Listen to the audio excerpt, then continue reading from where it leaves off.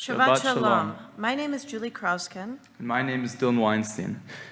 And we stand here today representing our class of 43 students from various countries and backgrounds, some who have started at Grey Academy this past year, some, such as ourselves, who have been at this school since junior kindergarten, and everyone in between. This week's Torah reading is a powerful double portion, Achrei Mot-Kedoshim. The first, Achrei Mot, means after the death, referring to the loss of Nadav and Avihu, the sons of Aharon, who brought an offering that was not asked of them. It was a moment of intensity, a chapter that calls for reflection. But then something incredible happens. The very next parasha, Kedoshim, shifts our focus. It opens with God's command, "You shall be holy, for I, the Lord your God, am holy." Suddenly, we move from a moment of disruption to a call for renewal, from a challenge to a call for holiness, growth, and purpose. That shift feels deeply relevant to us right now. As we stand at our graduation, we too are living through a moment of transition. One chapter of our lives, the chapter of learning at Grey Academy, is coming to a close. And while there's emotion in that ending, there's also something else, the chance for a new beginning. After a chapter ends, another begins. And with that comes with the opportunity to reflect on who we've been and to imagine who we want to become. It's not just about what we've done up until now as a class of creative leaders, but it's about how we choose to carry it forward. In Kedoshim, holiness isn't found in one dramatic moment.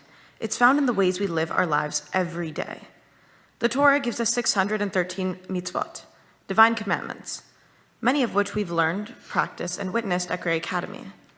We've studied the values of honesty, respect, and responsibility. We learned what it means to act, to be a part of a community, to care for others, to speak respectfully, and to act with integrity. These lessons aren't just for the classroom. They're the foundation for how we build our future. Graduating from a Jewish day school means we've spent years learning not only about the world, but about ourselves as Jews. We've studied Hebrew, Jewish texts, and traditions, not as distant history, but as a part of our identity. We've asked tough questions, challenged ourselves to think beyond the realm of possibility, and learn how to think critically through a Jewish lens. That kind of education doesn't just prepare us academically. It shapes how we see our responsibilities, our community, and our place in the world. It gives us the language and the confidence to live as proud Jews in whatever spaces we enter next.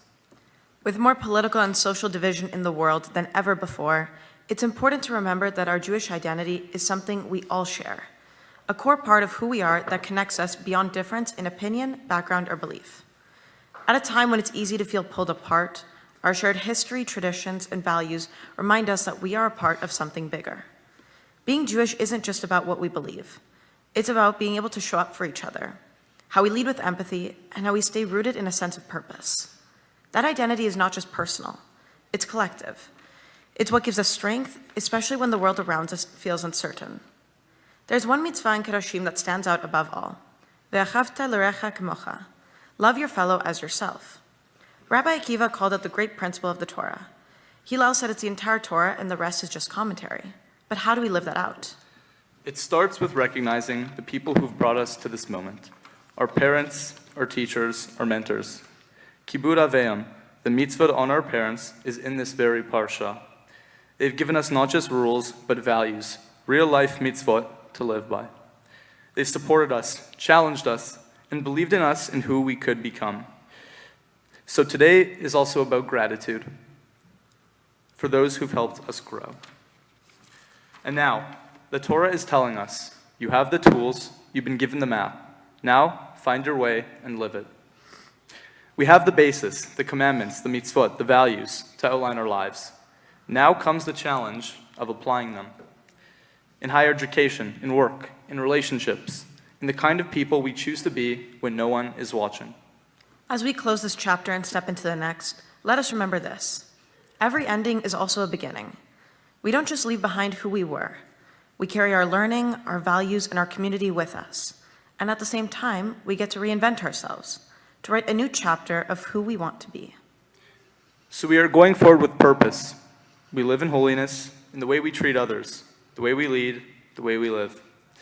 And may we always remember the words of this week's parasha.